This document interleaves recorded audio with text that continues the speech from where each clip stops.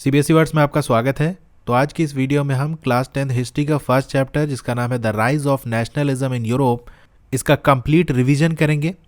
तो इस वीडियो के फीचर्स क्या है उसकी बात कर लें तो देखो, इसी वीडियो के अंदर पूरा चैप्टर आपका कवर हो जाएगा। अब रिवीजन वीडियो है, इसका मतलब ये नहीं है कि बिल्कुल जल्दी जल्दी हम सब कुछ कंप्लीट कर देंगे, बल्कि हर टॉपिक को डिटेल में देखा जाएगा। जहाँ से भी क्वेश्चन आ सकते हैं वो सारी चीज़ें डिटेल में एक्सप्लेन होगी इस वीडियो में। तीसरी चीज़ ये कि एमसीक्यू बेस्ड वाले जितने भी प्रीवियस ईयर के क्वेश्चन हैं वो इस पीडीएफ में आपको मिल जाएंगे। 2015 से 20 तक जितने भी क्वेश्चन आए हैं एमसीक्यू वाले वो आपको मिल जाएंगे। ये क्वेश्चंस वैसे अलग वीडियो मैंने एक्सप्लेन कर दिया है, आप उस वीडियो को देख लेना। यहाँ पर मैं क्वेश्चन एक्सप्लेन नहीं करूँगा, लेकिन टॉपिक के अंदर वो क्वेश्चन कवर हो ही जाएंगे।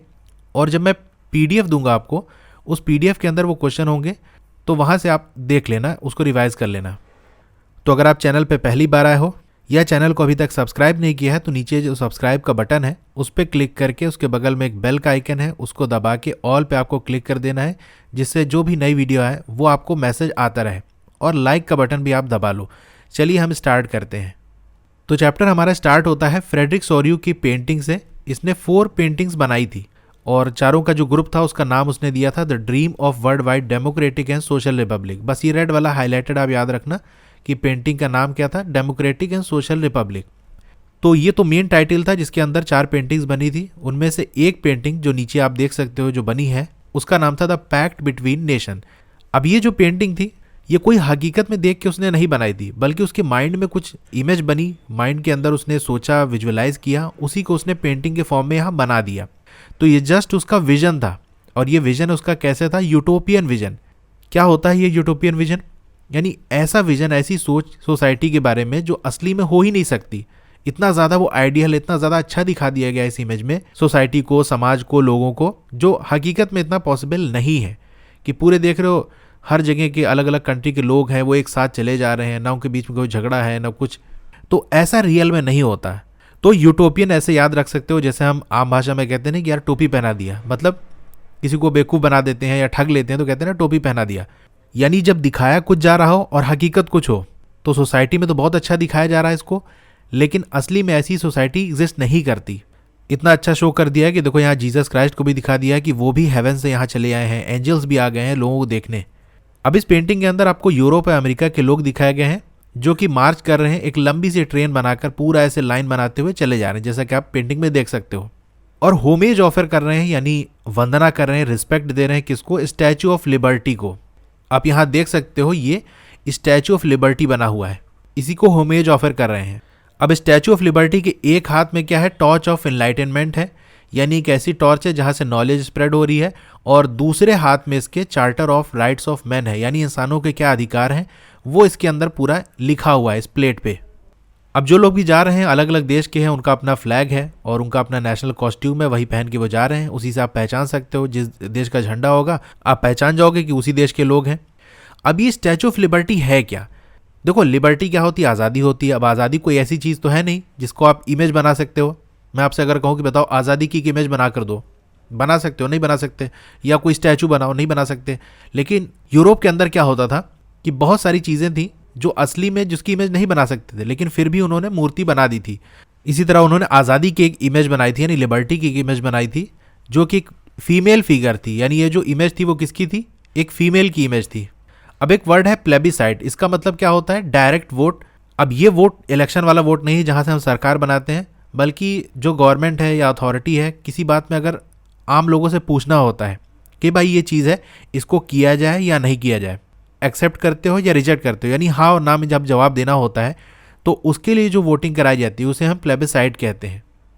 अब यूरोप अमेरिका के लोग जा रहे हैं तो सबसे आगे यूनाइटेड स्टेट्स के लोग हैं और स्विट्जरलैंड के। ठीक है, ये नेशन स्टेट बन चुके हैं। अभी हम देखेंगे नेशन स्टेट क्या होते हैं। उसके ठीक पीछे आपको फ्रांस के लोग दिखेंगे जो रेवोल्यूशनरी ट्राई कलर का झंडा लेकर जा रहे हैं। ये एग्जाम में पूछा हुआ क्वेश्चन है कि रेवोल्यूशनरी ट्राई कलर किस कंट्री का फ्लैग है, तो आप कहोगे फ्रांस का है। ठीक है, उसके पीछे आपके जर्मनी का है, इनका ब्लैक, रेड और गोल्डन कलर का फ्लैग है।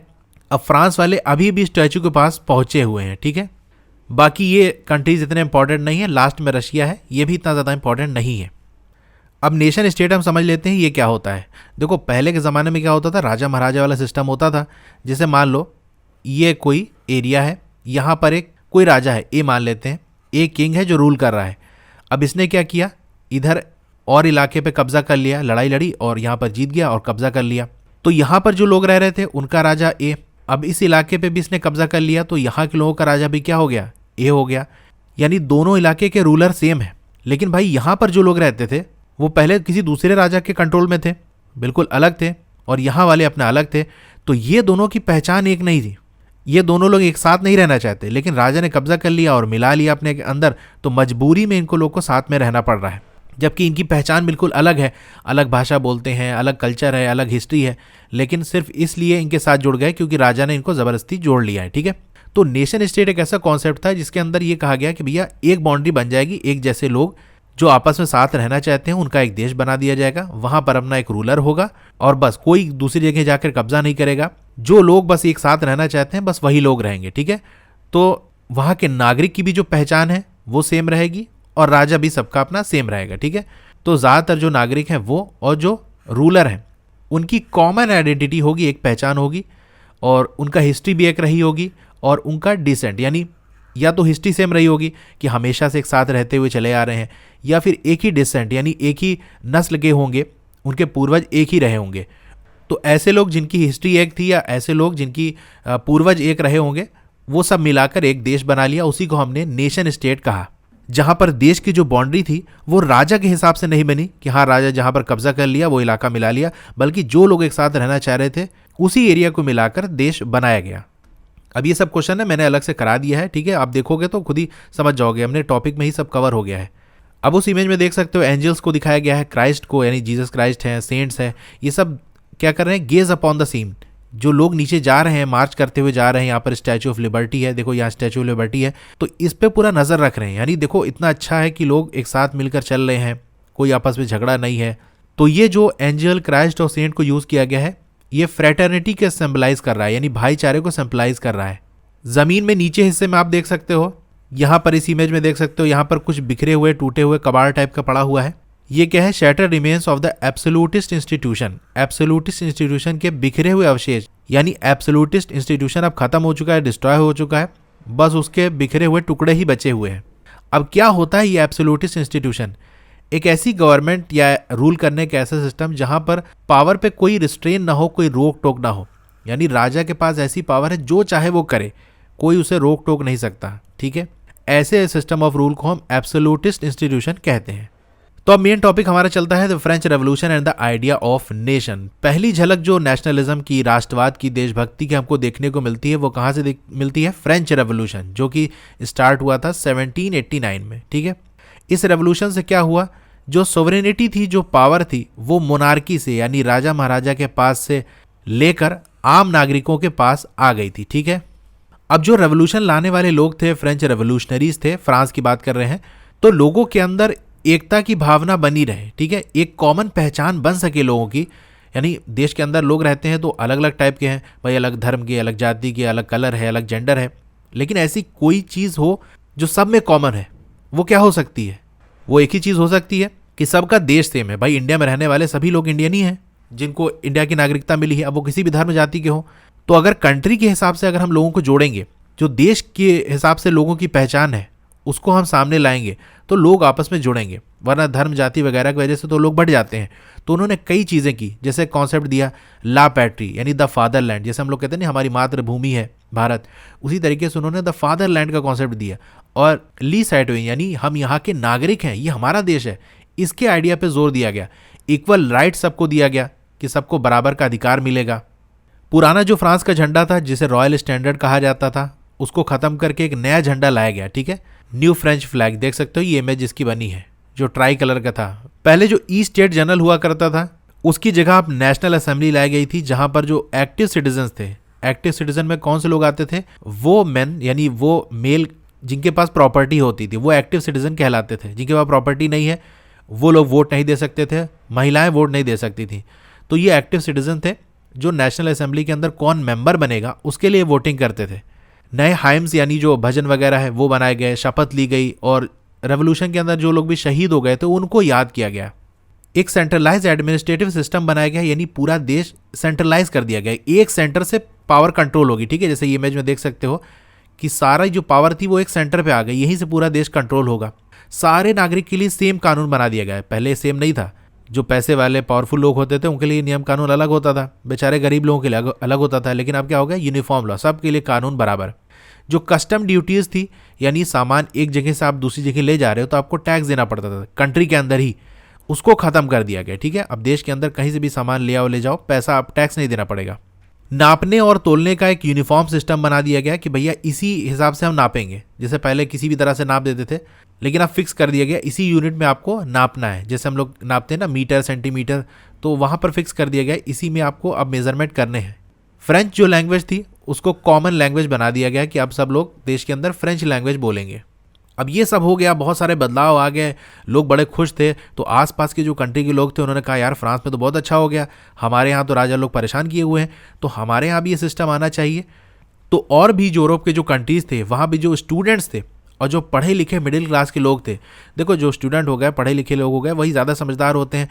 तो इन्होंने क्या किया, जैकबिन क्लब्स बनाए ताकि हम फ्रेंच आर्मी की मदद कर सकें कि वो हमारे देश में भी आएँ और हमें भी आज़ादी दिलाएं, यानी हमारी भी मदद करें कि हमारा देश भी नेशन स्टेट बन जाए।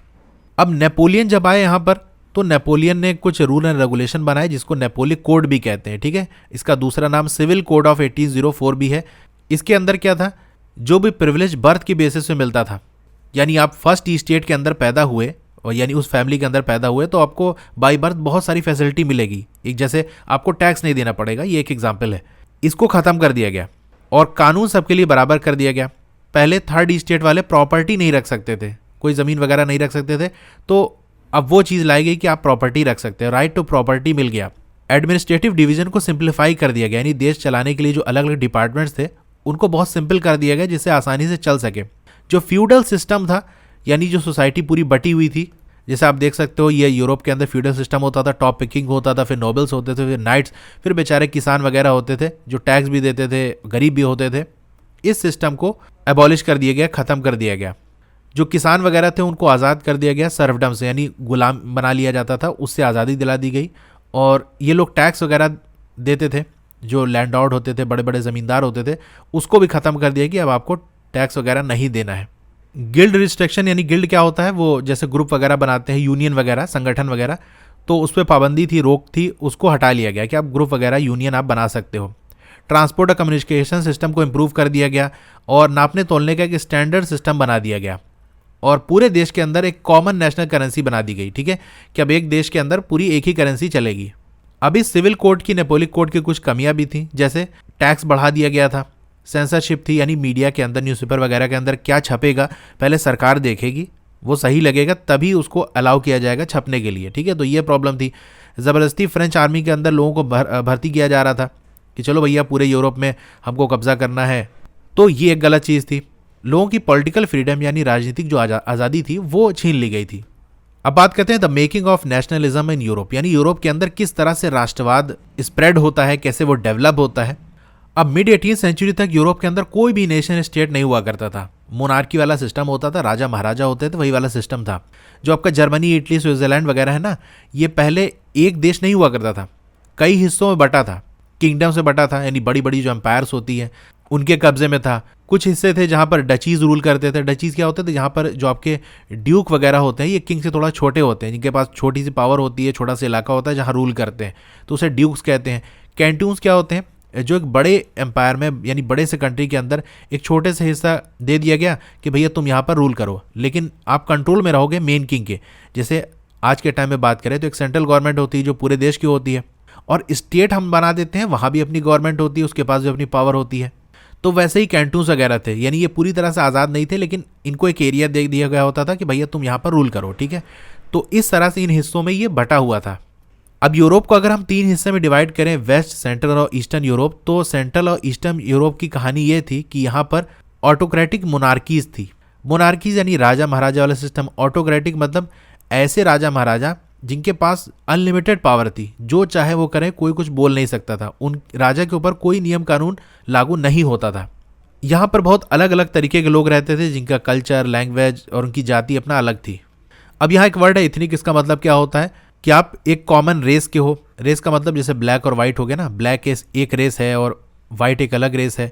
काले लोग, गोरे लोग जैसे यूरोप के अंदर, काले लोग जैसे अफ्रीका वगैरह के अंदर रहते हैं। ठीक है, यानी बेसिकली इथनिक क्या है, एक ग्रुप का नाम है। अब वो ग्रुप किस हिसाब से बन सकता है, रेस के हिसाब से बन सकता है, ट्राइब के हिसाब से बन सकता है, किस कबीले के हो, आपका कल्चरल ओरिजिन क्या है, यानी आप किस कल्चर को फॉलो करते हो, क्या बैकग्राउंड है, उसके हिसाब से आपकी पहचान डिसाइड होती है, वही आपका इथनिक होता है।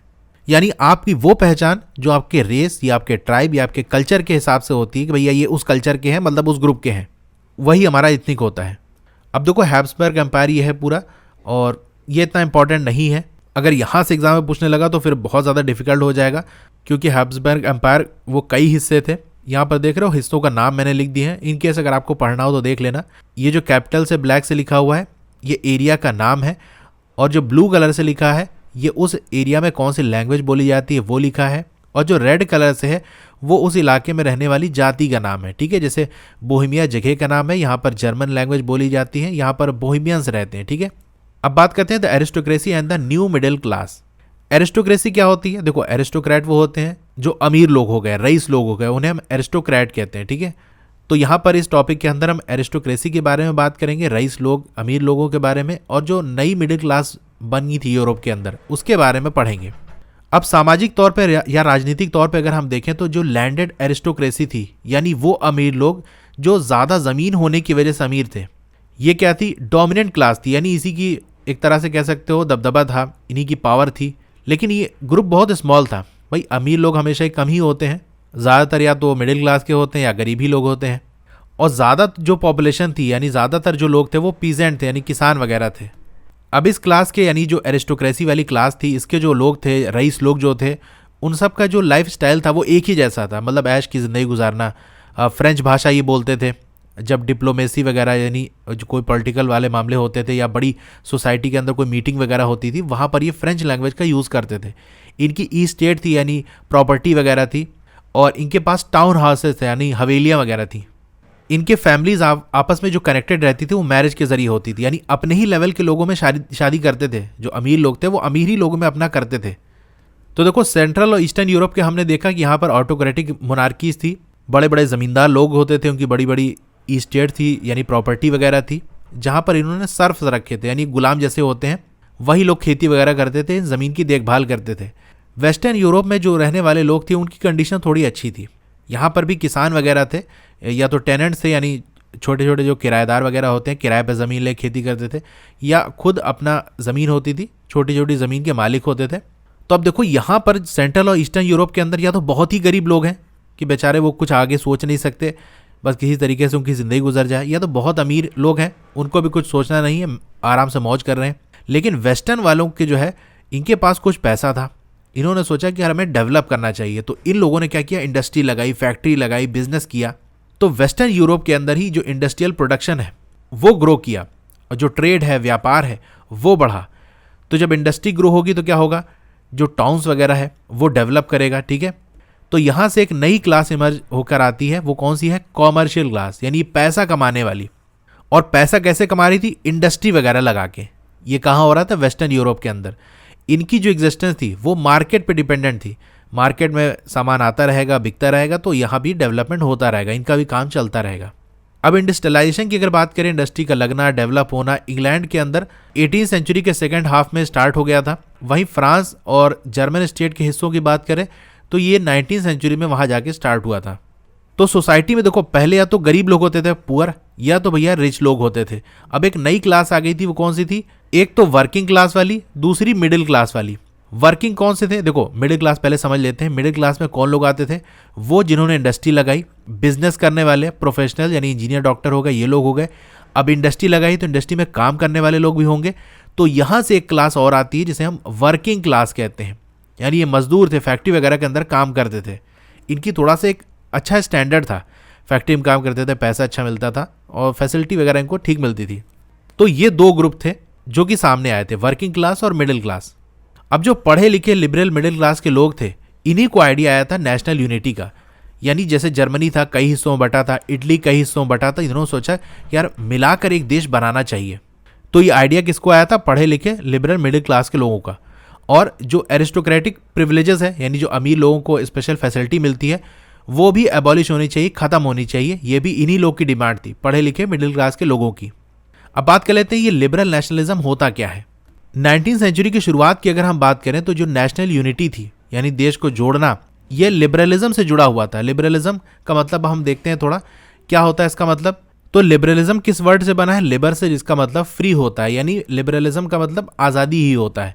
अब जो न्यू मिडिल क्लास बनी थी जो हमने देखा था अभी, उसके लिए लिबरलिज्म का मतलब क्या था? Freedom for individual and equality of all before law, यानी सबको फ्रीडम मिलनी चाहिए और इक्वालिटी यानी बराबरी होनी चाहिए सबके साथ। तो अगर आपसे पूछ दिया जाए कि लिबरलिज्म का क्या मतलब है, ऑप्शन दे दिया जाए तो आप ये देखना, फ्रीडम और इक्वालिटी। अब ये जो लिबरलिज्म है, पॉलिटिक्स की फील्ड में इसका क्या मतलब होता है? ऐसी गवर्नमेंट जो कि कंसेंट यानी लोग जिसे वोट देकर चूज करें वही गवर्नमेंट आनी चाहिए, और ऑटोक्रेसी खत्म होनी चाहिए, यानी राजा महाराजा के पास अनलिमिटेड पावर नहीं होनी चाहिए, उनके ऊपर भी कुछ रूल एंड रेगुलेशन लगने चाहिए। और जो क्लेरिकल प्रिविलेजेस हैं यानी चर्च के जो पादरी वगैरह होते थे उनको जो फैसिलिटी मिलती थी वो भी खत्म होनी चाहिए। कॉन्स्टिट्यूशन की बात उठाई गई, ये सारा किसका मीनिंग है? पॉलिटिकल मीनिंग है लिबरलिज्म की। एक कॉन्स्टिट्यूशन बनाया जाए और एक रिप्रेजेंटेटिव गवर्नमेंट हो, यानी अलग अलग इलाके से लोग वोट दे के अपना लीडर चुने और वो लोग मिलकर सरकार बनाए। जैसे हम लोग स्टेट गवर्नमेंट में क्या करते हैं? विधायक बनाते हैं, वोट देते हैं अपने इलाके के जो खड़े होते हैं। सेंट्रल गवर्नमेंट में हम लोग वोट देते हैं जिससे लोग सांसद बनते हैं ना, तो वैसे ही ये लोग भी चाह रहे थे। अब लिबरल लोग इक्वालिटी बिफोर लॉ की बात कर रहे थे, यानी कानून सबके लिए बराबर होने चाहिए, लेकिन वो लोग यूनिवर्सल सफरेज के सपोर्ट में नहीं थे। सफरेज का मतलब होता है राइट टू वोट, वोट देने का अधिकार। उनका ये मानना था कि सब लोग को वोट देने का अधिकार नहीं होना चाहिए। किसके पास अधिकार होना चाहिए? प्रॉपर्टी ओइंग मैन, यानी वो मर्द जिनके पास प्रॉपर्टी है। जिनके पास प्रॉपर्टी नहीं है वो वोट नहीं देना चाहिए, और महिलाओं को अगर प्रॉपर्टी है नहीं है तो भी उनको वोट नहीं देने मिलेगा। ठीक है। अब जैकबिन्स के रूल के टाइम में एक अच्छी चीज़ ये हो गई थी कि सारे ही मेल्स को वोट देने का अधिकार मिल गया था। ठीक है, प्रॉपर्टी हो चाहे ना हो, लेकिन महिलाओं को अभी भी नहीं मिला था। नेपोलिक कोड ने क्या किया? वुमेन्स को माइनर का स्टेटस दे दिया गया। जैसे आप 18 से कम होते हो ना तो माइनर में होता है, यानी आप पेरेंट्स के अभी एक तरह से आपको एक गार्जियन की जरूरत है, आप डिपेंडेंट हो अपने पेरेंट्स पे या कोई और जो गार्जियन है। उसी तरीके से वुमेन्स को बना दिया गया था, यानी अगर शादी नहीं हुई तो वो फादर की अथॉरिटी है, फादर की जिम्मेदारी में है, और शादी हो गई तो वो हस्बैंड के कंट्रोल में रहेगी, उसकी जिम्मेदारी में रहेगी। ठीक है। तो अब वोट देने का अधिकार नहीं था तो अब हंगामा तो हो गई। तो महिलाओं ने और वो मैन जिनके पास प्रॉपर्टी नहीं थी उन्होंने अपोजिशन मूवमेंट चलाई ताकि हमको भी बराबर पॉलिटिकल राइट्स मिलना चाहिए। अब इकोनॉमिक स्फीयर में देख लेते हैं लिबरलिज्म वर्ड की मीनिंग। ठीक है, एक तो हमने जनरल मीनिंग उसकी देखी थी जहाँ पर ये देखा था कि फ्रीडम होनी चाहिए और इक्वालिटी की बात होनी चाहिए। पॉलिटिक्स में देखा था कि हाँ इलेक्शन वगैरह, कॉन्स्टिट्यूशन होना चाहिए सब। अब इकोनॉमिक्स यानी पैसे के मामले में, मार्केट के मामले में इस लिबरलिज्म का मतलब क्या है? तो पैसा कहाँ से आएगा भाई? मार्केट से आएगा, तो मार्केट आज़ाद होनी चाहिए। लिबरलिज्म का मतलब इकोनॉमिक स्फीयर में यही है। और जो स्टेट यानी जो गवर्नमेंट टैक्स लगाती है वो ख़त्म होना चाहिए, यानी जब हम सामान या कोई चीज़ एक जगह से दूसरी जगह ले जाते हैं तो उस पर जो टैक्स है वो हटना चाहिए। 19वीं सेंचुरी के अंदर ये सबसे स्ट्रॉन्ग डिमांड थी जो मिडिल क्लास इमर्ज होकर सामने आ रहा था। मिडिल क्लास बहुत बाद में बना था। कैसे बना था? इंडस्ट्री और बिजनेस वगैरह के स्टार्ट होने की वजह से। तो जैसे जैसे इंडस्ट्री लगती गई, बिजनेस बढ़ते गए, वैसे ही ये मिडिल क्लास आगे बढ़ता गया। इनकी ये डिमांड थी कि मार्केट आज़ाद होनी चाहिए, मार्केट फ्री रहेगी तो बिजनेस करना इनके लिए आसान हो जाएगा। अब एक एग्जाम्पल देखते हैं उन इलाकों की जो जहाँ जर्मन भाषा बोली जाती थी। जर्मनी पहले एक देश नहीं था, कई हिस्सों बटा था, तो वो सारे इलाके जहाँ जर्मन भाषा बोली जाती थी, नेपोलियन ने क्या किया? 39 स्टेट्स का ग्रुप बना दिया। ठीक है, यानी 39 हिस्से थे जर्मन भाषा बोलने वाले इलाकों के। हर किसी की अपनी अलग करेंसी और नापने तोलने का अलग तरीका था। फॉर एग्जाम्पल, एक बंदा हैब्सबर्ग से चलता है कुछ सामान लेके, उसे न्यूरमबर्ग जाना है तो उसे 11 जगह रुकना पड़ेगा, हर जगह अपनी करेंसी चेंज करानी पड़ेगी, वहाँ टैक्स देना पड़ेगा। ठीक है, तो 11 कस्टम बैरियर्स मिलेंगे, यानी 11 जगह उसे रुकना पड़ेगा और सामान एक जगह से दूसरी जगह ले जाने वाला टैक्स देना पड़ेगा, लगभग 5% हर जगह। अब देखो टैक्स देना पड़ेगा तो क्या होगा? सामान महंगा हो जाएगा। तो प्रॉब्लम इससे क्या आती है? एक तो टाइम कंज्यूमिंग, रुकना पड़ेगा, टैक्स देना पड़ेगा, ये सारी चीज़ें।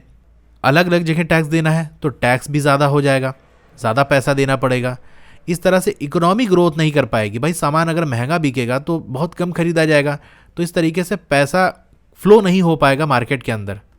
अब मेजरमेंट का एक जो यूनिट थी वो इली था, वो हर इलाके में उसकी अलग मतलब लेंथ थी। जैसे हम मीटर की बात करें तो 1 मीटर की जो लेंथ है वो पूरी दुनिया में कहीं चले जाओ 1 मीटर का मतलब उतनी ही लंबी चीज़ होगी, लेकिन इली क्या यूनिट थी?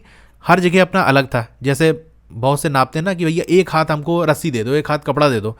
तो एक हाथ क्या है, किसी का हाथ छोटा है तो छोटा कपड़ा मिलेगा, बड़ा हाथ है तो बड़ा कपड़ा मिलेगा। उसी तरह इली भी था। अब इन सारी मुश्किलों को दूर करने के लिए एक कस्टम यूनियन बनाया गया जिसका नाम था ज़ोल्वेरिन। ठीक है, इसे स्टार्ट किसने किया था? प्रूशिया ने स्टार्ट किया था, और बहुत से जो जर्मन स्टेट्स थे उन्होंने इसे ज्वाइन कर लिया था। इसका मकसद क्या था? देखो एग्जाम में ही आपसे पूछ लेता है कि ज़ोल्वेरिन क्या है, तो आप कहोगे कस्टम यूनियन है। किसके लिए बनाया था? जर्मन स्टेट्स के लिए बनाया था। ठीक है, किसने स्टार्ट किया था, किसने इसकी शुरुआत की थी? तो प्रूशिया ने स्टार्ट की थी। इसका मकसद यह था कि जो टैरिफ बैरियर है, जो रुकावट आ रही है, हर जगह टैक्स देना पड़ा है, इसको ख़त्म किया जा सके। और जो हर जगह हर इलाके में अलग करेंसी है वो भी ख़त्म होनी चाहिए, क्योंकि करेंसी भी जब एक्सचेंज कराते हो तो वहाँ भी टैक्स कटता है। भाई डॉलर से आपको रुपीज़ में करना है तो वहाँ भी टैक्स आपको लगेगा, तो उससे बचा जा सके। तो जो पहले 30 करेंसी यूज़ हो रही थी उसको कम करके 2 करेंसी कर दी गई थी। ठीक है, तो ये जो इकोनॉमिक नेशनलिज्म था, यानी ऐसा राष्ट्रवाद जो इकोनॉमी से जुड़ा था, पैसे से जुड़ा था, उसने मजबूत किया ये जो नेशनलिस्ट सेंटिमेंट था, यानी ये देशभक्ति की जो भावना थी, उसको एक मजबूती दी। क्योंकि आपके पास पैसा होगा तो आप रेवोल्यूशन में पार्टिसिपेट कर सकते हो, गवर्नमेंट के खिलाफ खड़े हो सकते हो। पैसा नहीं है तो कैसे मुकाबला करोगे? तो यहाँ देखो 2016 में लिबरलिज्म की मीनिंग से रिलेटेड क्वेश्चन आया था, तो मीनिंग मैंने एक्सप्लेन कर दी है, आप वहाँ से कर सकते हो। ठीक है, ये सारे क्वेश्चन हम डिस्कस कर चुके हैं, PDF दूंगा तो वहाँ आप देख लेना। अब टॉपिक है a new conservatism after 1815। Conservatism क्या होता है? देखो ये एक पॉलिटिकल फिलॉसफी है, यानी एक राजनीतिक आइडिया है, राजनीतिक सोच है, जहाँ पर जो ट्रेडिशन है, यानी जो परंपरा हो गई, इस्टेब्लिश्ड इंस्टीट्यूशन में क्या हो गया, जैसे चर्च वगैरह होते हैं, मोनार्की, ये सारे इंस्टीट्यूशन हैं, और जो कस्टम है यानी जो रीति रिवाज है उसको इंपॉर्टेंस दी जाती है।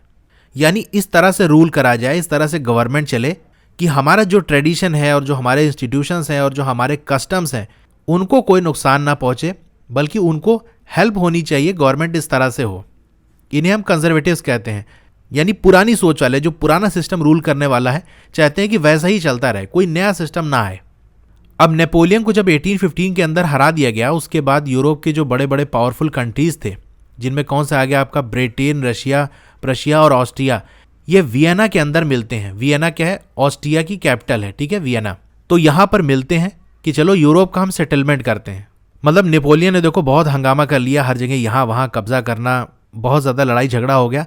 अब थोड़ा सा यूरोप के अंदर हम शांति लाते हैं, कुछ ऐसा समझौता वगैरह हो जाए जिससे सब कुछ नॉर्मल हो जाए।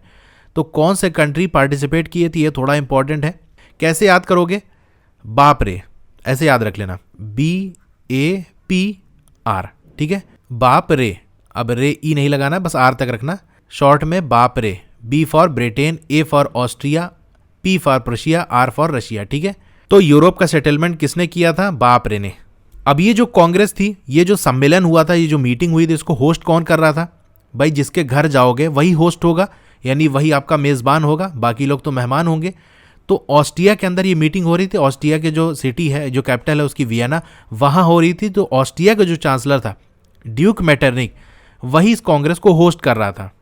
इन लोगों ने मिलकर ट्रीटी ऑफ वियना साइन की। ठीक है, बाप रे ने मिलकर 1815 के अंदर ट्रीटी ऑफ वियना के साइन की, जिसके अंदर क्या था, यानी ट्रीटी मतलब समझौता था। वियना के अंदर जो समझौता हुआ था उसके अंदर क्या था कि नेपोलिक वॉर, यानी नेपोलियन ने जो लड़ाई वगैरह लड़ी थी उस पर जो भी चेंजेस आए थे उसको हम अंडू करेंगे। ज़्यादातर जो चेंज हुए हैं, जो बदलाव किए थे नेपोलियन ने, उसको हम वापस अपनी ओरिजिनल पोजीशन में लाएंगे।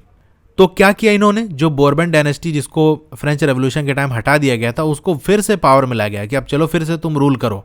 फ्रांस ने जो भी एरिया नेपोलियन के टाइम में कब्जे में लिया था, वो उन सारी टेरिटरीज को उससे छीन लिया गया और सीरीज ऑफ स्टेट्स लगा दिए गए उसकी बाउंड्री पे, ताकि फ्रांस एक्सपैंड ना करने पाए, फैलने ना पाए। अब इस समझौते के पीछे का मेन इंटेंशन क्या था, मेन रीज़न क्या था? एक तो ये था कि जो मोनार्कीज हैं, राजा महाराजा वाला सिस्टम है, उसको वापस लाया जाए, क्योंकि इन्हें अपना खतरा था। अगर फ्रांस के अंदर ये सिस्टम खत्म हो गया, कल को हमारे लोग हमारे खिलाफ खड़े हो जाएंगे। तो इसीलिए ब्रिटेन, रशिया, प्रशिया, ऑस्ट्रिया के लोग इकट्ठा हुए कि भैया फ्रांस की मदद करनी है हमको, वहाँ पर राजा महाराजा वाला सिस्टम रहना चाहिए, मोनार्की वाला सिस्टम रहना चाहिए। तो फ्रांस के रेवोल्यूशनरीज को अगर हम हरा देंगे तो हमारे यहाँ कोई रेवोल्यूशन नहीं खड़ा हो पाएगा। तो मोनार्कीज को रिस्टोर करना और एक नया कंजर्वेटिव ऑर्डर बनाएंगे, यानी कंजर्वेटिव वाला ही सिस्टम बनाएंगे, पुराने ज़माने वाला, लेकिन थोड़ा सा कुछ बदलाव करेंगे इस तरह से कि जनता हमारे खिलाफ ना खड़ी हो जाए, थोड़ा सा आसानी दे देंगे जनता को। तो फ्रांस के आसपास कौन से कंट्री को क्या दिया गया, देखो ये इतना इंपॉर्टेंट है नहीं। इन केस अगर एग्जाम में आता है तो वो क्वेश्चन बहुत ही डिफिकल्ट माना जाएगा, क्योंकि अब ऐसा तो है नहीं कि एक एक लाइन आपको बुक की रटनी है। अगर आप पढ़ना चाहो तो पढ़ लेना, लेकिन अगर किसी की तैयारी कम है तो मैं कहूँगा ये चीज़ अभी आप ना देखना। जो मेन चीज़ें हैं वही अभी आपको देखना है। तो फ्रांस के ऊपर क्या है, आपका नीदरलैंड है। नीदरलैंड के अंदर पहले बेल्जियम भी नीदरलैंड का ही हिस्सा हुआ करता था। तो नॉर्थ में नीदरलैंड को लगा दिया कि भैया देखो फ्रांस एक्सपैंड ना करने पाए। साउथ में क्या हुआ, जो एरिया था जिसे हम जिनोवा कहते हैं, वो पाइडमेंट को दे दिया गया कि भैया देखो तुम यहाँ पर नीचे वाला हिस्सा कंट्रोल करोगे, फ्रांस को एक्सपैंड नहीं होने देना है। प्रशिया को नए टेरिटरीज दे दी गई उसके वेस्टर्न साइड में, यानी इधर ये फ्रांस है, इधर प्रशिया है। तो यहाँ पर इस साइड में प्रशिया को उसके वेस्ट साइड में एरियाज दे दिए गए कि यहाँ आपको कंट्रोल करना है। ऑस्ट्रिया को इटली का नॉर्थ वाला हिस्सा दे दिया गया, यहाँ से तुम देखो। ईस्ट में रशिया को पोलैंड का हिस्सा दे दिया गया। अभी पोलैंड की हम कहानी पढ़ेंगे कि रशिया ने जब पोलैंड पर कब्जा किया तो क्या हुआ था। प्रशिया को सैक्सोनी का हिस्सा दे दिया गया, ठीक है। तो ट्रीटी ऑफ वियना के अंदर बहुत सारी चीज़ें जो बदल गई थी नेपोलियन के टाइम में, उसको वापस ला दिया गया जैसे पहले था वैसे। लेकिन नेपोलियन ने जो 39 स्टेट का कन्फेडरेशन बनाया था, यानी जर्मन स्पीकिंग रीजन को 39 हिस्सों में बांटा हुआ था, हर किसी की अपनी करेंसी और नापने तोलने का तरीका अलग, उसको बिल्कुल नहीं छुआ गया, क्योंकि उससे तो राजा को फायदा होगा ना, टैक्स ज़्यादा आ रहा था, तो वो नहीं बदला गया। अब जो कंजर्वेटिव रिजीम थी, यानी कंजर्वेटिव वाली जो गवर्नमेंट थी, वो ऑटोक्रेटिक थी, यानी मनमानी करती थी, जो भी चाहे मन में वो करती थी। इन्होंने क्या कर दिया, सेंसरशिप लॉ लगा दिया। सेंसरशिप क्या होता है, कंट्रोल करना कि न्यूज़पेपर, बुक्स, प्ले, सॉन्ग के अंदर क्या चीज़ें दिखाई जाएंगी, क्या चीज़ छापी जाएगी। यानी गवर्नमेंट देखेगी, अगर वो अलाउ करेगी तभी वो चीज़ प्रिंट होगी। इसी को सेंसरशिप कहते हैं। तो उन्होंने सेंसरशिप कानून को पास कर दिया। क्यों कर दिया, ये रीज़न इंपॉर्टेंट है, क्योंकि न्यूज़पेपर और बुक्स के जरिए सरकार को क्रिटिसाइज किया जा रहा था, उनकी आलोचना की जा रही थी और उनके फैसलों से डिससेंट यानी असहमति जताई जा रही थी कि हम आपको बात नहीं मानेंगे, हम आपकी बात से एग्री नहीं कर रहे हैं। तो इस चीज़ को रोकने के लिए उन्होंने ये लॉ पास किया था कि हमारे खिलाफ कुछ न लिखा जाए, और वो एक्टिविटीज़ जो ऑटोक्रेटिक गवर्नमेंट की लेजिटिमेसी यानी उसके वैलिड होने पर सवाल उठाए कि भाई ये तो सरकारी फर्जी है और ये नहीं होनी चाहिए, ऐसी बात ना उठने पाए और लोगों के बीच में ये चीज़ ना स्प्रेड होने पाए, इसीलिए इन्होंने सेंसरशिप लॉ लगाया। अब इस लॉ के लगने की वजह से जो रेवोल्यूशनरीज थे उनको लगा यार अपने आइडिया को हम कैसे फैलाएंगे, तो कहा सबसे पहले तो यही होना चाहिए कि हमको प्रेस की आज़ादी मिलनी चाहिए। तो सबसे बड़ा इश्यू जो उठाया गया था वो फ्रीडम ऑफ प्रेस था, कि प्रेस की आज़ादी हो ताकि हम सरकार के खिलाफ लिख सकें, रेवोल्यूशन की बातें कर सकें। ये इससे रिलेटेड कुछ क्वेश्चन है, आप देख लेना। अब बात कर लेते हैं द रेवोल्यूशनरीज। 1815 के बाद क्या हुआ, इस डर से कि हमें दबाया जाएगा, परेशान किया जाएगा, जो लिबरल नेशनलिस्ट लोग थे वो अंडरग्राउंड हो गए और उन्होंने सीक्रेट सोसाइटीज़ बना ली, ठीक है, छुप के अपना सोसाइटी बना ली, ताकि जो रेवोल्यूशनरीज हैं उनको हम चुपके से ट्रेनिंग दे सकें और अपने आइडिया को स्प्रेड कर सकें। उस टाइम रेवोल्यूशनरी होने का मतलब ये था कि आप एक रेवोल्यूशनरी हो, इसका मतलब आप इस मोनार्किकल फॉर्म को अपोज कर रहे हो, इसके खिलाफ हो, इसको सपोर्ट नहीं कर रहे हो, और आज़ादी के लिए और स्वतंत्रता के लिए आप लड़ाई लड़ रहे हो, तो आपको कहा जाएगा कि आप भी एक रेवोल्यूशनरी हो, आप एक क्रांतिकारी हो, ठीक है। और आप नेशन स्टेट बनाने के लिए कोशिश कर रहे हो। ये तीन चीज़ होनी चाहिए, एक तो मोनार्की के खिलाफ हो, लिबर्टी और फ्रीडम के लिए आप लड़ रहे हो, नेशन स्टेट बनाना चाह रहे हो, तो आप क्रांतिकारी हो, आप रेवोल्यूशनरी हो। ऐसे ही एक रेवोल्यूशनरी थे जिनका नाम था गिज़ेप्पे मैज़नी। ये एक इटालियन रेवोल्यूशनरी थे, ये याद रखना कि कहाँ के थे, ये इटालियन थे, जेनेवा के अंदर बोर्न होते हैं, ये इतना इंपॉर्टेंट नहीं है। और ये मेंबर थे सीक्रेट सोसाइटी ऑफ कार्बोनराई, ये भी इतना इंपॉर्टेंट नहीं है, बट अगर आप पढ़ रहे हो तो पढ़ लेना। इनको एग्जाइल में यानी देश से निकाल दिया गया था 1831 के अंदर, क्योंकि ये लिगुरिया के अंदर रेवोल्यूशन ला रहे थे। इन्होंने 2 सोसाइटीज़ को फाउंड किया था जो कि मोस्ट इंपॉर्टेंट है, एग्जाम में कई बार पूछा है, यंग इटली किसने फॉर्म की थी, कौन इसका फाउंडर था, तो आप क्या लिखोगे, गिज़ेप्पे मैज़नी। कहाँ बनी थी ये इतना इंपॉर्टेंट नहीं है, मार्सिलीज के अंदर बनी थी। इसी तरीके से यंग यूरोप भी इन्होंने ही बनाई थी। कहाँ बनाई थी, बर्न के अंदर बनाई थी। बस इतना याद रखना, यंग इटली, यंग यूरोप किसने बनाई थी, गिज़ेप्पे मैज़नी ने। इनका ये मानना था कि ये जो नेशंस है ना, ये गॉड ने खुद ही बनाए हैं, यानी इंसानों को पूरा एक हिस्से में नहीं बनाया, बल्कि पहले से ही डिवाइड कर दिया, और उसी डिवीज़न के हिसाब से हमारे देश बनने चाहिए।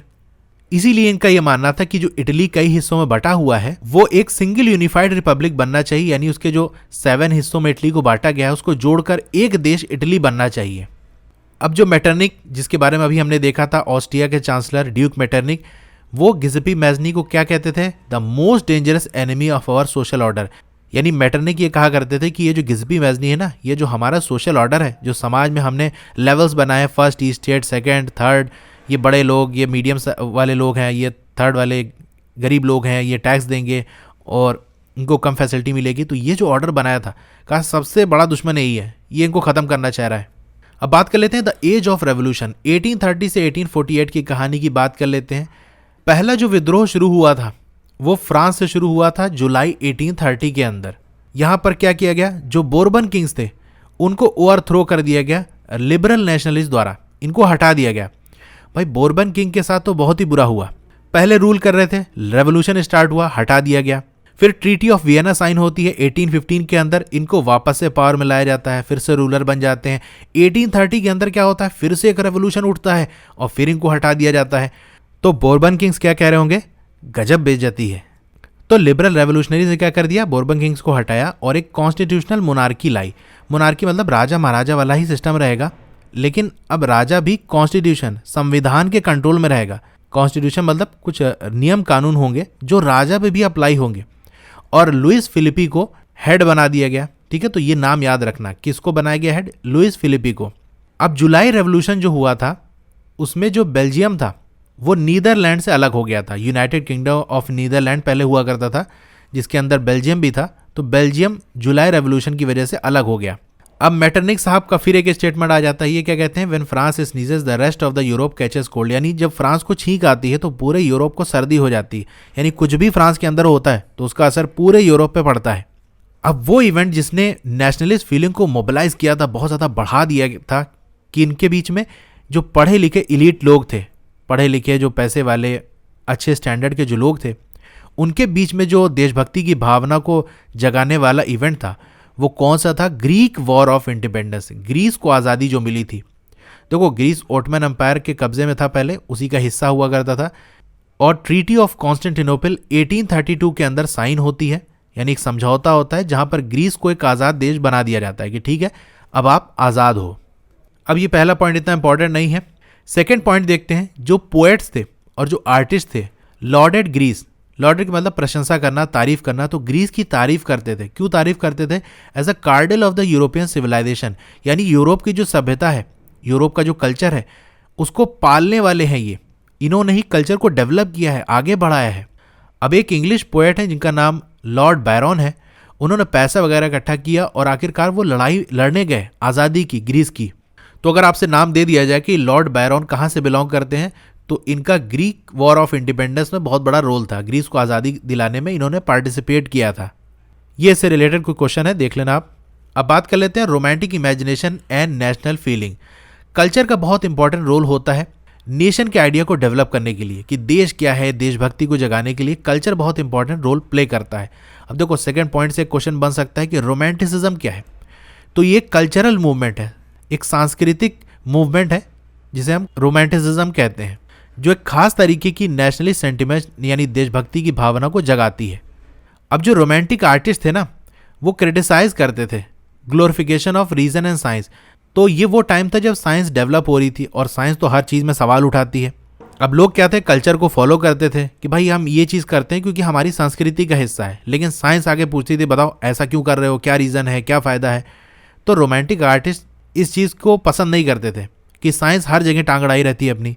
तो रोमांटिसिज्म के जरिए क्या किया जा रहा था, sense of shared collective heritage को डेवलप करने की कोशिश की जा रही थी। यानी हमारी जो विरासत है, विरासत क्या है, हमारा जो कल्चर है, ठीक है, जो हमारा कल्चरल पास्ट है, उसको हम आगे लाएं और उसी के बेसिस पे हम नेशन बनाएं कि भाई हमारे ये इतने लोग हैं, इन लोगों का हमारा कल्चर अपना एक है, इसलिए हम एक देश बनाना चाहते हैं। तो ये आइडिया डेवलप हो सके, जब अपने कल्चर को हम पहचानेंगे तभी उसकी बेसिस पे देश को बनाने की डिमांड उठा सकते हैं। हमें कल्चर का पता ही नहीं होगा तो कैसे होंगे।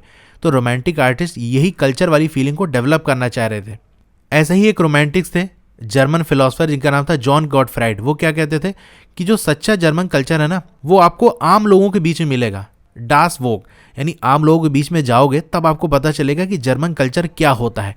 तो एग्जाम में ऐसे ही डायरेक्ट क्वेश्चन आ सकता है कि ये स्टेटमेंट किसने कहा था, ठीक है। True German culture was to be discovered among common people, डास वोग। तो आप कहोगे जॉन गॉटफ्राइड ने। अब जो आपका फोक सॉन्ग्स है यानी पुराने पुराने जो गाने हो गए, फोक पोएट्री हो गई, फोक डांसेस हो गए, इन्हीं के जरिए जो सच्ची आत्मा है किसी देश की वो पॉपुलर होती है और फिर उसी के बेसिस पे हम नेशन बनाते हैं। यानी कल्चर के जितने भी एलिमेंट हो सकते हैं, कल्चर में आपका सॉन्ग आ गया, पोएट्री हो गया, डांस हो गया, लैंग्वेज हो गया, ये सारी चीज़ें आपके कल्चर का हिस्सा हैं और इन्हीं के बेसिस पे हम एक देश बनाते हैं। अब पोलैंड की कहानी हम पढ़ लेते हैं। देखो, पोलैंड का बंटवारा कर दिया गया था रशिया, प्रुशिया, ऑस्ट्रिया के जरिए। तो पोलैंड के अंदर ये लोग क्या किए, अपनी देशभक्ति की जो फीलिंग थी उसको म्यूजिक और लैंग्वेज के जरिए जिंदा किए। म्यूजिक की बात करें तो कैरोल कुरपिंस्की ये नेशनलिस्ट स्ट्रगल को ओपराज और म्यूजिक के जरिए सेलिब्रेट करते थे। अब इसे याद कर सकते हो, एक सिंगर है बहुत ही पॉपुलर, उसका नाम केके है। तो केके क्या है, एक सिंगर है, यानी म्यूजिक से रिलेटेड है। तो म्यूजिक के जरिए कैरोल कुरपिंस्की नेशनल स्ट्रगल को सेलिब्रेट करते थे, यानी देशभक्ति के गाने और जो अपने कल्चर से रिलेटेड जो सॉन्ग्स है वो गा के लोगों के अंदर देशभक्ति की भावना को जगाते थे। अब लैंग्वेज का क्या रोल रहा ये थोड़ा देख लेते हैं। देखो, रशिया ने पोलैंड के ऊपर कब्जा किया तो पॉलिश जो लैंग्वेज थी पोलैंड के अंदर जो बोली जाती थी उसको स्कूल से बाहर कर दिया कि स्कूल के अंदर अब पॉलिश लैंग्वेज नहीं बोली जाएगी, सिर्फ रशियन लैंग्वेज ही यूज़ करना है हर जगह पर।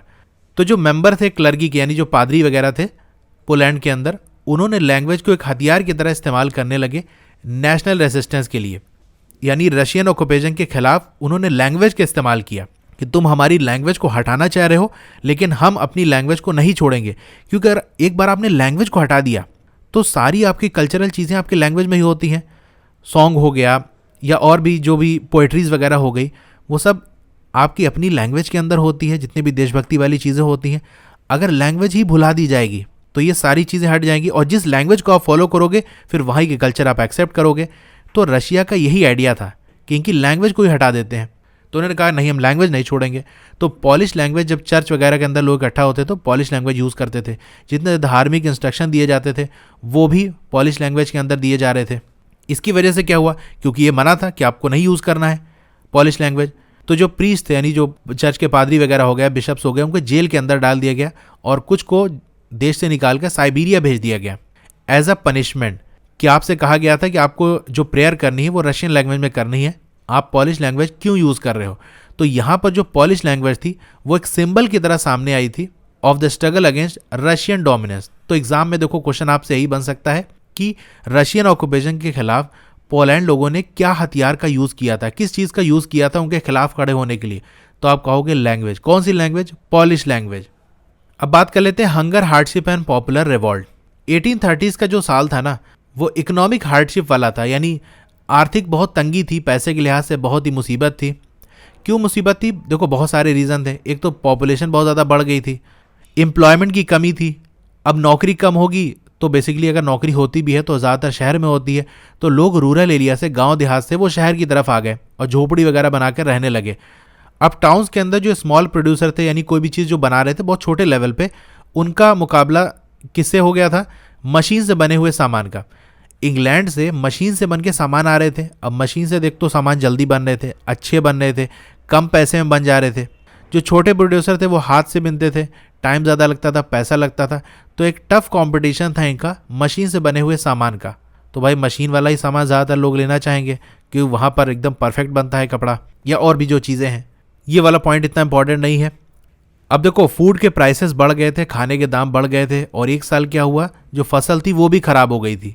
इसकी वजह से क्या हो गया था, lead to widespread populism. Populism मतलब कंगाली, गरीबी आ गई थी टाउन्स के अंदर और देश के अंदर। अब 1845 के अंदर क्या हुआ था, देखो डेट इतनी इंपॉर्टेंट नहीं है। साइलिसिया के अंदर जो वीवर्स थे, जो बुनकर थे, उन्होंने रिवॉल्ट किया, विद्रोह शुरू कर दिया कॉन्ट्रैक्टर के खिलाफ, ठेकेदार के खिलाफ। ठेकेदार क्या करते थे, वो कपड़े का ठेका देते थे और ये लोग कपड़ा बना के देते थे तो पैसा मिलता था। तो कॉन्ट्रैक्टर्स ने क्या कर दिया, इनकी पेमेंट को कम कर दिया, पैसा कम दे रहे थे। तो साइलिसिया के जो वर्कर थे वो एकदम गुस्सा हो गए, कॉन्ट्रैक्टर के खिलाफ विद्रोह कर दिया कि हम तुमको छोड़ेगा नहीं, तुम्हारा कीमा बना देगा क्योंकि हमारा पेमेंट तुमने कम कर दिया। तो ये पंगा था। एग्जाम में ऐसे क्वेश्चन बन जाएगा कि वीवर्स इन साइलिसिया किसके खिलाफ रिवॉल्ट कर रहे थे, कॉन्ट्रैक्टर्स के खिलाफ। क्यों कर रहे थे, क्योंकि पेमेंट कम कर दी गई थी। 1848 के अंदर क्या हुआ, पेरिस के लोग सड़क पे आ गए थे एकदम बवाल काटने के लिए। क्यों? क्योंकि एक तो खाने की कमी थी, दूसरा नौकरी नहीं थी। अब नौकरी के लिए कितने प्रदर्शन होते हैं हमारे देश में, देखो लोग धरना प्रदर्शन करते रहते हैं। तो वैसे भी यहाँ भी हुआ, एक तो खाना नहीं, ऊपर से नौकरी नहीं, तो लोग सड़क पे आ गए कि अब करेंगे चक्का जाम और बवाल काटेंगे हम। तो यहाँ से एक क्वेश्चन बन सकता है कि किस वजह से लोग, पेरिस के लोग सड़क पे आ गए थे? तो फूड शॉर्टेज और अनएम्प्लॉयमेंट की वजह से। अब 3.3 1848 द रेवोल्यूशन ऑफ लिबरल्स। अब ये वीडियो वैसे बड़ी होती जा रही है यार, 1 घंटा मैंने प्लान किया था कि 1 घंटे की वीडियो रहेगी, बट आई थिंक उससे भी ज़्यादा लंबी हो जाएगी ये, क्योंकि थोड़ा एक्सप्लेन भी करना पड़ रहा है ना।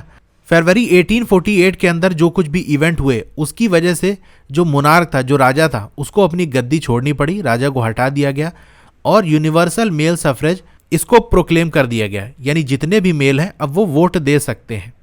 यूरोप के और भी कंट्री से जर्मनी, इटली, पोलैंड वगैरह हो गए, यहाँ पर कॉन्स्टिट्यूशनलिज्म की डिमांड उठी कि संविधान बनाया जाए, कुछ नियम कानून बनाया जाए, और जो अलग अलग हिस्से बटे हुए, जैसे जर्मनी, इटली कई हिस्सों बटा था, पोलैंड के भी टुकड़े हो गए थे, तो वो सब जोड़कर एक देश बनाया जाए, नेशनल यूनिफिकेशन किया जाए।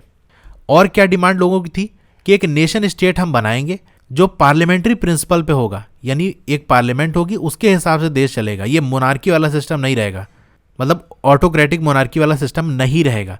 कॉन्स्टिट्यूशन होगा, प्रेस की आज़ादी होगी और हम संगठन बनाने की आज़ादी होगी, ठीक है।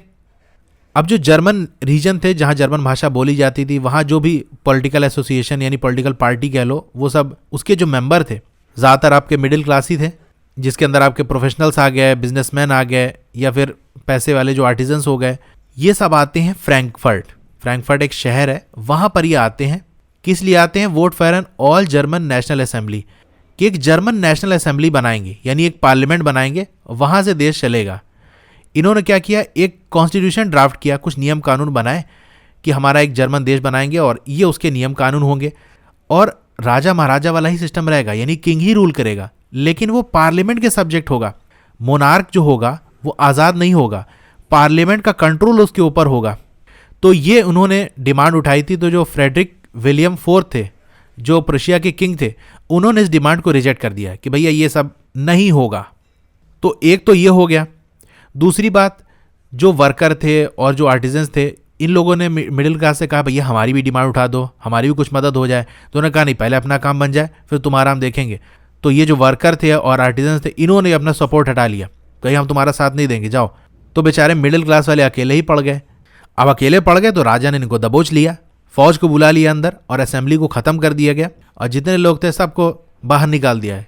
अब बहुत सारी डिमांड तो उठ रही थी, लेकिन महिलाओं के हक के बारे में कोई बात नहीं कर रहा था कि उन्हें वोट देने का अधिकार होना चाहिए, इस बारे में कोई बात नहीं कर रहा था। तो महिलाओं ने अपना खुद ही एक पॉलिटिकल एसोसिएशन बना लिए, संगठन बना लिए, न्यूज़पेपर वगैरह प्रिंट करने लगे, जहाँ पर महिलाओं के हक की बात हो रही थी। फ्रैंकफर्ट पार्लियामेंट, जो कि सेंट पॉल चर्च के अंदर हो रही थी, देखो जैसे पार्लियामेंट की अपनी अलग बिल्डिंग होती है ना, अब वहाँ पर ऐसा कोई पार्लियामेंट का इतना सिस्टम था नहीं। तो जब भी पार्लियामेंट की कोई मीटिंग होनी होती थी तो सेंट पॉल, बड़ा सा चर्च था, वहीं पर ये मीटिंग बुला ली जाती थी। यहाँ पर महिलाओं को इनवाइट किया गया था, लेकिन वो किसी भी तरह से पार्टिसिपेट करने के लिए नहीं, बस आके देख सकती हैं वो कि हाँ क्या हो रहा है। अब एक वर्ड है फेमिनिस्ट, इसका मतलब क्या होता है? देखो, महिलाओं के अधिकार के बारे में जागरूकता फैलाना, उनका क्या इंटरेस्ट है, क्या उनको चाहिए, और ये चीज़ कि उनको समाज में बराबर अधिकार मिलना चाहिए, इकोनॉमिक इक्वालिटी होनी चाहिए, यानी वो आसानी से बिजनेस वगैरह कर सके, इंडस्ट्री वगैरह लगा सके, उनको महिला होने की वजह से रोका ना जाए, पीछे ना किया जाए, प्रॉपर्टी वो बना सकें, और ये सब हो। और पॉलिटिकल इक्वालिटी होनी चाहिए, यानी वोट देने का अधिकार, इलेक्शन में खड़े होने का अधिकार, ये मिलना चाहिए। इसी को हम क्या कहते हैं? फेमिनिस्ट कहते हैं। अब आइडियोलॉजी क्या होता है? हिंदी में से हम विचारधारा कहते हैं, यानी वो आइडिया जो आपके सोसाइटी के बारे में क्या सोच है, या आपके पॉलिटिक्स को लेकर क्या विजन है, क्या सोच है, उसको रिफ्लेक्ट करते हैं, उसको दिखाते हैं। उन आइडियाज़ को हम आइडियोलॉजी कहते हैं। अब फोर्थ वाला टॉपिक देखते हैं, the making of Germany and Italy, यानी जर्मनी और इटली किस तरह से बनता है। पहले हम जर्मनी का देख लेते हैं, जर्मनी कैसे बना। अब देखो, जर्मनी कई हिस्सों में बटा हुआ था, हर हिस्से में अपने अलग अलग राजा थे जो रूल कर रहे थे, लेकिन उन सारे इलाकों में एक कॉमन चीज़ थी कि वो सारे इलाकों में ज़्यादातर लोग जर्मन भाषा बोलने वाले थे। इसीलिए एक आइडिया था कि हाँ भाई, ये इलाका जर्मनी का होगा, इस सब मिलाकर एक देश बनना चाहिए। तो जो मिडिल क्लास जर्मन थे वो ये कोशिश कर रहे थे कि सारे जो जर्मन इलाके हैं उनको जोड़ के एक देश बना दिया जाए, यानी एक नेशन स्टेट बना दिया जाए, और वहाँ एक पार्लियामेंट हो, एक सांसद हो, जिसके हिसाब से वो पूरा देश चले। ये जो नेशन बिल्डिंग का कोशिश थी, इसको दबा दिया गया। ठीक है, किसने दबाया, यानी किसने ख़त्म किया?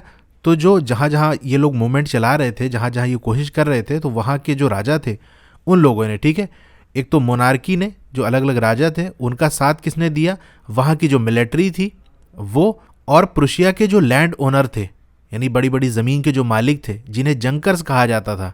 तो इन तीनों ने, राजा ने, मिलिट्री ने और जंकर्स ने मिल के इनकी आवाज़ को और इनकी कोशिश को दबा दिया, ख़त्म कर दिया। फिर प्रुशिया ने इसकी जिम्मेदारी उठाई कि चलो अब हम यूनिफिकेशन करेंगे, लेकिन उसके लिए अब हम लड़ाई लड़ेंगे, जो भी जिस इलाके पे जो राजा होगा उनसे हम मुकाबला करेंगे। तो प्रुशिया के जो चीफ मिनिस्टर थे जिनका नाम था ओटो वॉन बिस्मार्क, वो इस प्रोसेस के आर्किटेक्ट थे। यानी ये पूरा प्रोसेस करने वाला यूनिफिकेशन वो किसने किया था, ओटो वॉन बिस्मार्क ने। तो डायरेक्ट क्वेश्चन आ जाता है, who was the architect of German unification, तो ओटो वॉन बिस्मार्क। किसने कराया था यूनिफिकेशन, तो ओटो वॉन बिस्मार्क। इन्होंने इसमें प्रुशियन आर्मी और वहाँ की जो ब्यूरोक्रेसी थी, जो बड़े बड़े ऑफिसर थे, उनकी मदद ली थी। अब देखो सैम्पल पेपर में एक क्वेश्चन यहाँ से था कि 3 लड़ाइयाँ लड़ी गई 7 सालों के अंदर ऑस्ट्रिया, डेनमार्क एंड फ्रांस के साथ, और तीनों से ही प्रुशिया ने जीत हासिल कर ली और इस तरीके से यूनिफिकेशन वाला काम पूरा हो गया। तो उसमें क्वेश्चन में आपको ऐसे ऑप्शन दिया था, 3 कंट्रीज़ का ऐसे वो बना हुआ था कई ऑप्शन में। तो एक ऑप्शन में आपका जर्मनी, डेनमार्क और फ्रांस था, तो यही वाला सही था। अब यूनिफिकेशन तो हो गया, पूरा एक जर्मनी देश बन गया। राजा कौन बनेगा, तो प्रुशिया का जो राजा था कैसर विलियम फर्स्ट, उसी को जर्मनी का एम्परर बना दिया गया। यानी जर्मनी का राजा भी अब कैसर विलियम फर्स्ट ही होंगे। पूरा नाम आप याद रखना, एग्जाम में ऐसे क्वेश्चन भी आया है सिर्फ विलियम फर्स्ट और फ्रेडरिक विलियम फर्स्ट, तो वहाँ कंफ्यूज हो जाओगे कि विलियम फर्स्ट कौन वाला होगा। तो कैसर विलियम फर्स्ट। जो स्टार लगा है वो मोस्ट इंपॉर्टेंट है, यानी 3rd वाला पॉइंट और 5th वाला पॉइंट। अब ये एक पॉइंट है, ये इतना ज़्यादा इंपॉर्टेंट नहीं है, लेकिन फिर भी चाहो तो देख लेना। ये जो नई जर्मन एम्पायर बनी थी जिसको हेड कर रहे थे कैसर विलियम फर्स्ट प्रुशिया के, यानी राजा बने थे, एम्परर बने थे। तो ये पूरा जो सेरेमनी हुई थी वो कहाँ हुई थी, hall of mirrors at palace of Versailles. एक पैलेस था, पैलेस ऑफ वर्सिलिस, वहाँ पर एक हॉल ऑफ मिरर था, वहाँ पर ये हुई थी। ये इतना ज़्यादा इंपॉर्टेंट नहीं है। देखो ये बाकी सारे क्वेश्चन है जो कि मैंने कराए हुए हैं मोस्ट इंपॉर्टेंट क्वेश्चन वाली वीडियो में।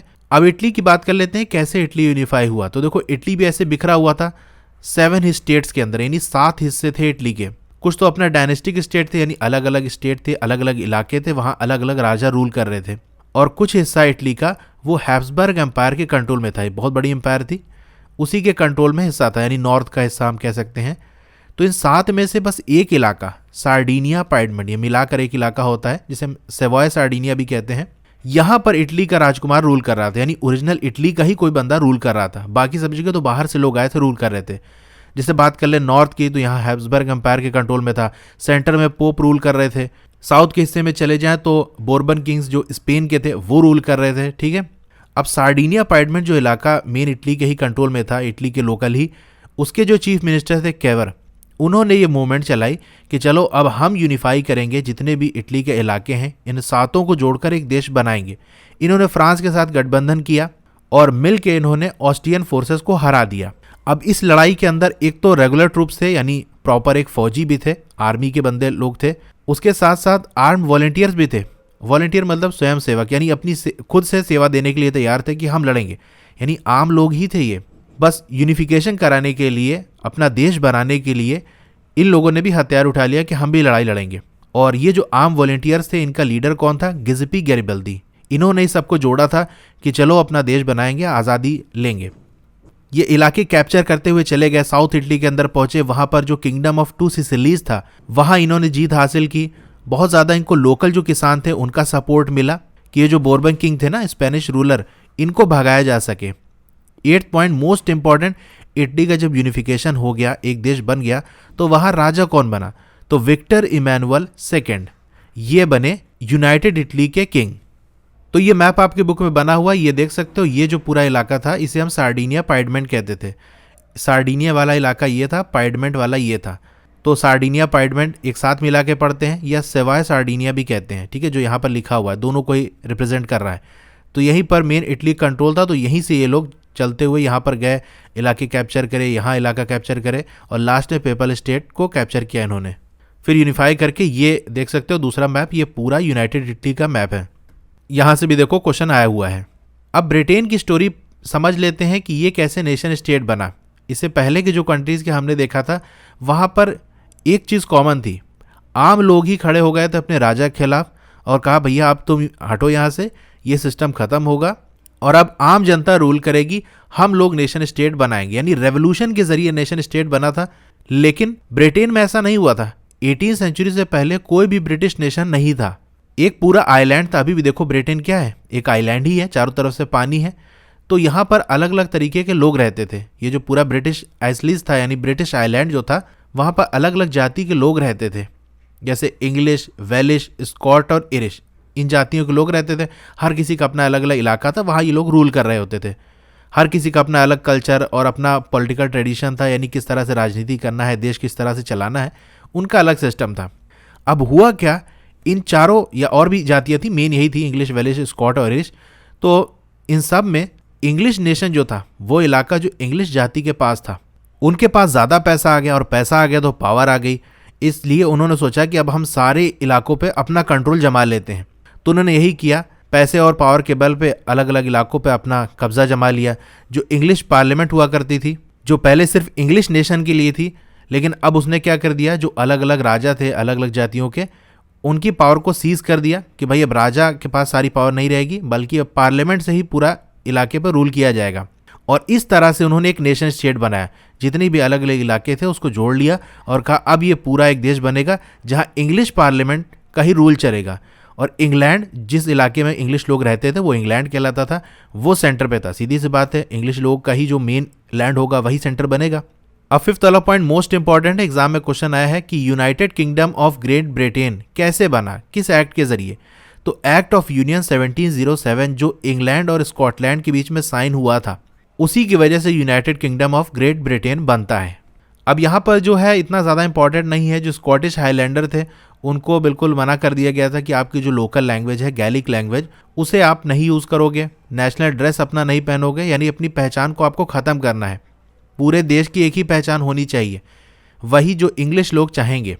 और क्या किया, ये जो इंग्लिश लोग थे, इंग्लैंड के जो लोग थे, जो अब पूरे उस आइलैंड पर रूल कर रहे थे, इन्होंने क्या किया, आयरलैंड के अंदर, देखो आयरलैंड में क्या था, क्रिश्चियंस के दो बड़े हिस्से रहते थे, एक प्रोटेस्टेंट वाले क्रिश्चियन और एक कैथलिक वाले क्रिश्चियन। कैथलिक वाले ज़्यादा लोग थे, प्रोटेस्टेंट कम थे। लेकिन जो इंग्लिश थे ये भी क्या थे, प्रोटेस्टेंट थे। तो इन्होंने क्या किया, आयरलैंड के जो प्रोटेस्टेंट थे उनकी मदद की कि हम तुम्हें सपोर्ट कर रहे हैं, तुम्हारी पॉपुलेशन कम है, चिंता ना करो, तुम्हें अपना पूरा कब्जा जमाना है आयरलैंड पे। तो इंग्लिश लोगों ने इन लोगों की मदद की थी, ठीक है। अब वुल्फ टोन ये क्या थे, इन्होंने यूनाइटेड इरिशमैन बनाई थी। एक कोशिश की थी कि हम जो है इंग्लिश लोगों के खिलाफ खड़े होंगे, लेकिन वो हार गए और आखिरकार आयरलैंड को ताकत के बल पे यूनाइटेड किंगडम का हिस्सा बना लिया गया 1801 के अंदर।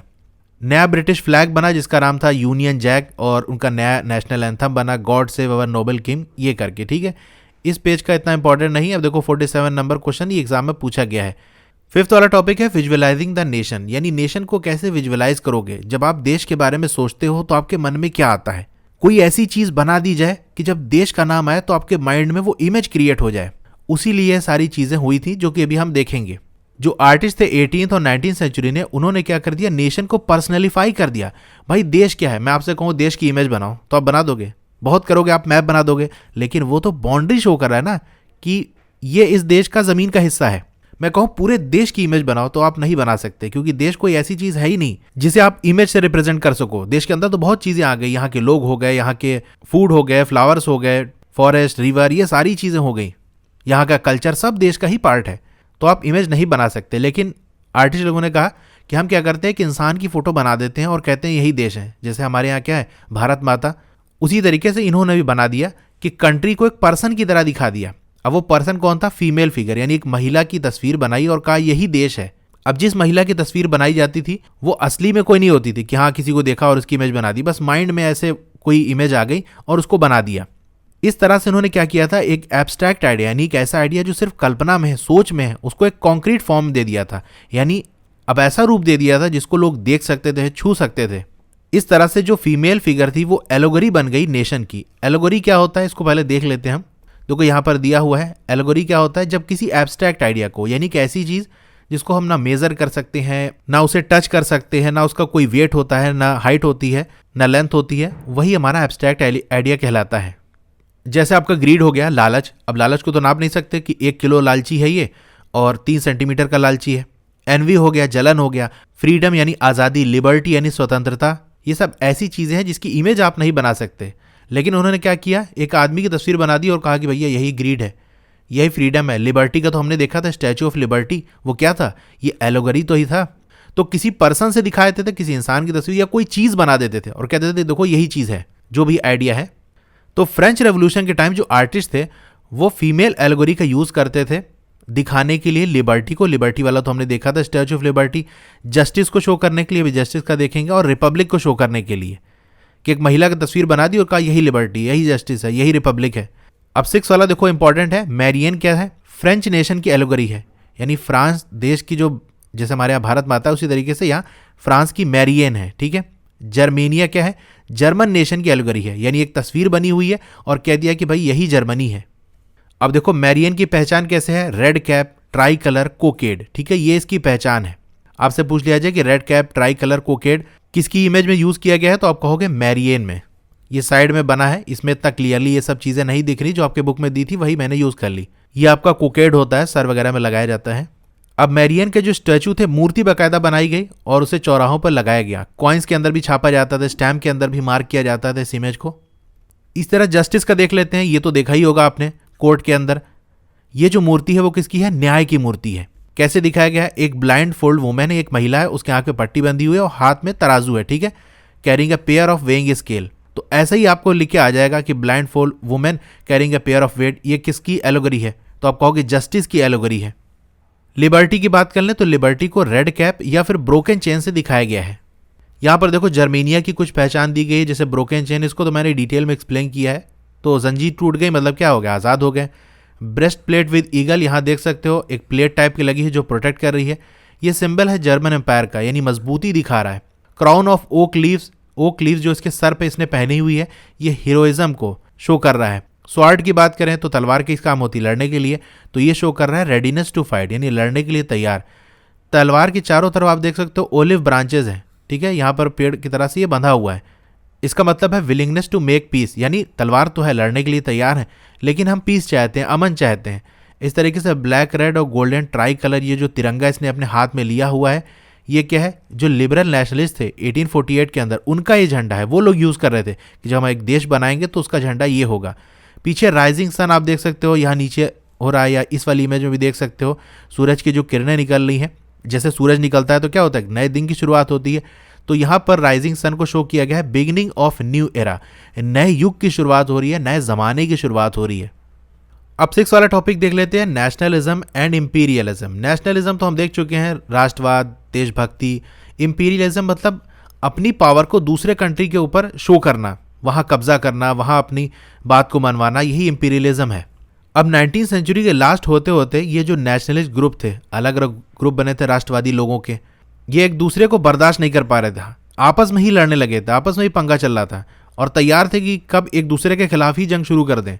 सबसे ज़्यादा सीरियस जो मामला था टेंशन वाला, वो बाल्कन्स के अंदर था। डायरेक्ट क्वेश्चन यहाँ से बन सकता है, most serious source of tension in Europe after 1871, कौन सा इलाका है, तो आप कहोगे बाल्कन्स। यहाँ पर सबसे ज़्यादा टेंशन हो गई थी। क्यों हो गई थी, एक बड़ा हिस्सा बाल्कन का वो ओटमन एम्पायर के कब्जे में था। अब ये बाल्कन जो है ना, वो किसी कंट्री का नाम नहीं है, बहुत सारे इलाकों को मिलाकर बाल्कन रीजन बनता है, तो इसका बड़ा हिस्सा ओटमन एम्पायर के कंट्रोल में था। अब जो रोमांटिक नेशनलिज्म स्प्रेड हुआ, ये सामने पढ़ चुके हैं रोमांटिक नेशनलिज्म क्या होता है। तो ये आइडिया, रोमांटिक नेशनलिज्म का आइडिया स्प्रेड हो रहा था, और disintegration of the Ottoman Empire, यानी ओटमन एम्पायर बिखर रही थी, उसके हिस्से टूट के अलग हो रहे थे। तो जब कोई हिस्सा टूट रहा होगा, बड़ा एक एम्पायर है वो टूट रही है, तो सीधी सी बात है टेंशन सा मामला हो ही जाएगा। तो इसलिए ये रीजन बहुत ज़्यादा एक्सप्लोजिव हो जाता है। दो रीजन था, एक तो रोमांटिक नेशनलिज्म यानी राष्ट्रवाद बढ़ रहा था, दूसरी बात एक बड़ा इलाका टूट रहा था। इन दोनों ने मिलकर इस रीजन को बहुत ज़्यादा धमाकेदार, मतलब बिल्कुल टेंशन वाला बना दिया था। अब जो बाल्कन लोग थे, उनका ये जो दावा था कि हमें आज़ादी चाहिए, हमें पॉलिटिकल राइट चाहिए, वो इस बेसिस पे करते थे कि भाई हिस्ट्री हमारी रही है कि हम आज़ाद थे, पहले हम आज़ाद थे, इंडिपेंडेंट थे, लेकिन बाहर से फॉरेन पावर्स ने आकर हमारे पर कब्जा कर लिया था। तो क्योंकि हम पहले आज़ाद थे, इसीलिए आज़ाद होना हमारा हक है। अब उस टाइम जो पावरफुल कंट्रीज थे, जैसे रशिया हो गया, जर्मनी हो गया, इंग्लैंड हो गया, ऑस्ट्रो हंगरी हो गया, ये सब चाह रहे थे कि हम बाल्कन्स एरिया पे हमारा कंट्रोल हो जाए, ज़्यादा से ज़्यादा एरिया हमारे पास आ जाए, ठीक है, उस एरिया पे हम कंट्रोल करें। अब इलाके पे कब्जा करना है तो लड़ाई झगड़ा होगा ही, इसी वजह से बहुत सारी लड़ाइयाँ हुई, वॉर्स हुई, और आखिरकार फर्स्ट वर्ल्ड वॉर हो जाती है इन्हीं सब मामलों को लेकर। अब बाल्कन्स रीजन के अंदर जो लोग रहते थे उन्हें हम स्लेव्स कहते थे। ये जो नेशनलिज्म था, राष्ट्रवाद था, देशभक्ति थी, और इंपीरियलिज्म कि दूसरे इलाके पे हम जाके कब्जा करेंगे, ये दोनों जब मिला तो यूरोप के अंदर डिजास्टर हो गया, मतलब एक तबाही सी आ गई। एक तो देशभक्ति की वजह से रेवोल्यूशन वगैरह जग रहा था, इंपीरियलिज्म की वजह से दूसरे देश पे कब्जा करने पे लोग परेशान थे। अब देखो बाल्कन वाला जो रीजन था ना, कई हिस्सों को मिला करता, ये इतना इंपॉर्टेंट नहीं है, लेकिन अगर आपने पढ़ा है अच्छे से आपकी तैयारी तो इसे भी देख लेना। Romania, Bulgaria, Albania, Greece, Macedonia, Croatia, Bosnia Herzegovina, Slovenia, Serbia, Montenegro, ये सारा मिलाकर एक बाल्कन्स बनता था। ठीक है, 50th वाला क्वेश्चन देख लो। सबसे ज़्यादा serious source of tension, nationalist tension कहाँ था, तो कहोगे आप बाल्कन्स। ये 2020 में क्वेश्चन आया हुआ है। तो बस यहाँ कर ये चैप्टर कंप्लीट हो जाता है। इसी तरह की और वीडियोस देखने के लिए या किसी और दूसरे सब्जेक्ट की और वीडियोस देखने के लिए आप YouTube पे सर्च करना चैनल का नाम CBSE वर्ड्स, चाहे लोगो पे या फिर जहाँ CBSE वर्ड्स लिखा है उस पर आप क्लिक करोगे, फिर आपको होम वीडियो प्लेलिस्ट दिख रहा होगा, आपको प्लेलिस्ट पे क्लिक करना है, नीचे स्क्रॉल डाउन करना है तो आप देखोगे ये CBSE क्लास 10 वाला सेक्शन आ गया और 3 प्लेलिस्ट में दिख रही है। नीचे डाउन एरो होगी, उस पर आप क्लिक करोगे तो सारी CBSE क्लास 10 की प्लेलिस्ट आपको दिख जाएगी। History, civics, economics, geography, science, maths, उसके नीचे मैथ्स के नीचे देखो साइंस की प्रीवियस ईयर, इसी तरह सारे सब्जेक्ट्स की प्रीवियस ईयर्स की प्लेलिस्ट है यहाँ पर। और दूसरा तरीका ये है कि आप वीडियो के नीचे राइट साइड कॉर्नर में एक एरो दी होगी, उस पर क्लिक करोगे तो डिस्क्रिप्शन ओपन हो जाएगा। डिस्क्रिप्शन में सारे प्लेलिस्ट के लिंक दिए हुए हैं, तो वहाँ से भी आप प्लेलिस्ट देख सकते हो। मेरा टेलीग्राम ग्रुप है, आप उसे भी ज्वाइन कर लो, फेसबुक पेज है उसे भी लाइक कर लो, सबका लिंक आपको डिस्क्रिप्शन में मिल जाएगा। तो आपको ये वीडियो कैसी लगी कमेंट करके ज़रूर बताइए। अच्छी लगी हो तो लाइक करिए और चैनल पर नए हैं तो सब्सक्राइब कर लीजिए, और उसके बगल में एक बेल का आइकन होगा, उसको दबा के ऑल पे क्लिक कर देंगे तो जब भी नई वीडियो आएगी आपको मैसेज आ जाएगा। ओके, तो फिर मिलते हैं अगली वीडियो में। Thank you.